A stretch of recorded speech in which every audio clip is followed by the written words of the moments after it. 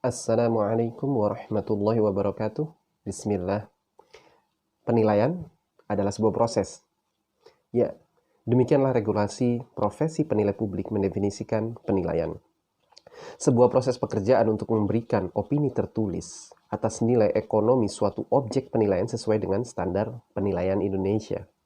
Tapi sadarkah Anda bahwa penilaian juga merupakan bagian dari proses lain yang dilakukan oleh klien Anda? Bisa jual beli, sewa menyewa, tukar guling investasi, lelang, aksi korporasi, pencatatan dalam laporan keuangan, pengadaan tanah untuk kepentingan umum, dan lain sebagainya. Sebagian dari Anda mungkin akan berpikir terkait dengan urusan klien yang kemudian menugaskan Anda. Jadi apa pentingnya tahu masalah itu? Itu kan urusan mereka. Yang penting lakukan saja penilaian. Apa perlunya ditanyakan ke klien? Toh kalau urusan mereka beres, yang untung mereka. Kalau gagal juga mereka yang rugi. Maka apa hubungannya dengan penilai? Atau memang Anda tidak pernah tahu karena suplai penugasan dari marketing? Mungkin itu yang ada di benak sebagian dari Anda. Tapi apakah memang itu yang seharusnya dipikirkan oleh seorang penilai profesional?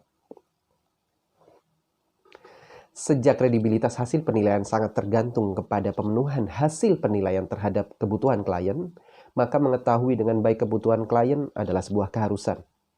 Kebutuhan di sini tidak hanya bicara masalah opini nilai yang berupa angka, tapi juga dasar nilai dan ketepatan maupun ketajaman nilai yang dibutuhkan klien.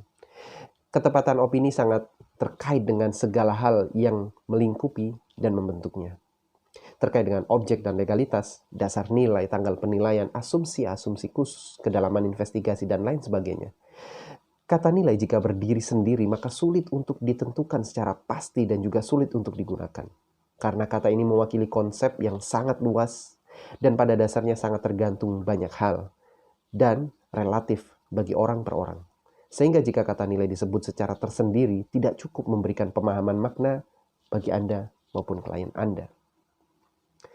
Kondisi pembentuk nilai dan kondisi di mana nilai akan digunakan haruslah dipahami secara konsisten, antara lain terkait dengan waktu, tempat, tujuan, pihak-pihak yang terlibat dalam transaksi, kesemuanya memberikan dampak terhadap pengukuran suatu nilai dari suatu objek.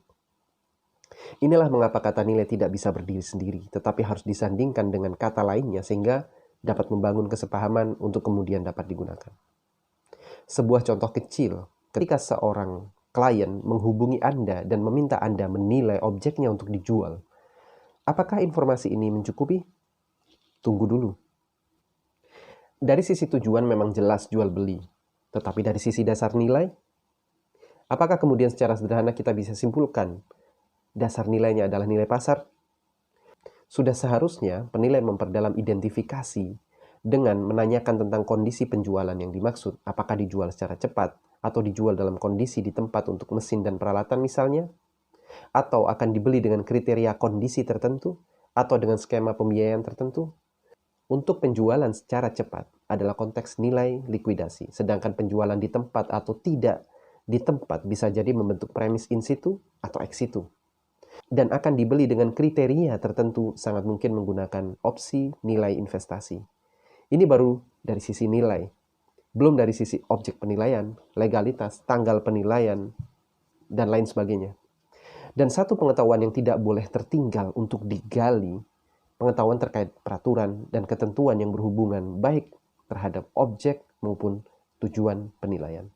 Pada suatu konteks tertentu, ada ketentuan yang menjelaskan pembatasan terkait dengan pihak yang berwenang untuk menugaskan penilai. Dan bahkan pada beberapa peraturan, penggunaan opini nilai dari penilai independen menjadi wajib. Dan penilaian yang tidak sesuai dengan arahan ketentuan menjadi bagian dari indikasi tindak pidana. Sebut saja Undang-Undang Perbankan atau Undang-Undang Pengadaan Tanah bagi pembangunan untuk kepentingan umum. Dari apa yang saya sampaikan tadi, maka sangat dipahami betapa pentingnya komunikasi sebagai bagian dari penggalian informasi dari klien. Informasi inilah yang kemudian mengarahkan penilai untuk memilih setidaknya tujuan dan dasar nilai yang relevan dan memandu proses identifikasi secara lebih jauh kebutuhan klien dalam konteks penilaian. Dan semua hal ini tidak bisa tidak harus diterjemahkan dari kebutuhan klien, yang secara mendalam dapat dipahami dari setiap diskusi dan wawancara, serta komunikasi atau audiensi dengan klien. Nah, mungkin muncul pertanyaan di benak Anda, masihkah memungkinkan bagi Anda menggunakan jasa marketing untuk memperoleh penugasan? Insya Allah akan kita bahas di lain kesempatan.